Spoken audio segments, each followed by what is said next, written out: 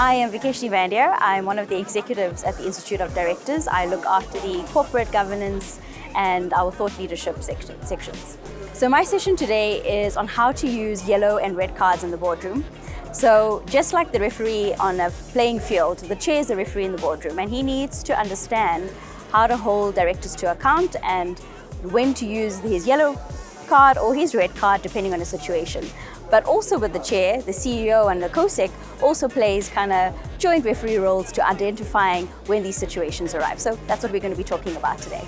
So for me, yellow card warnings are more the softer personal competencies, behavioral kind of issues that may come up in a boardroom. So you wouldn't necessarily remove a director for this, but it's something that the chair can manage. So for example, you may have directors who don't prepare for a board meeting continuously and therefore ask questions that disrupt the flow or take people off topic.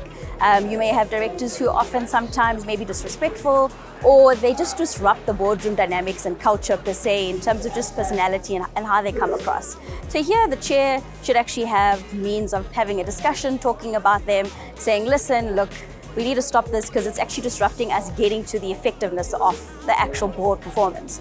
So that's what yellow flags are for me. It's things that you can actually manage, but there's certain ways that you need to approach it. And most importantly, what we need to be doing is making sure the board is always operating in an effective manner, and dysfunction will always impact effectiveness.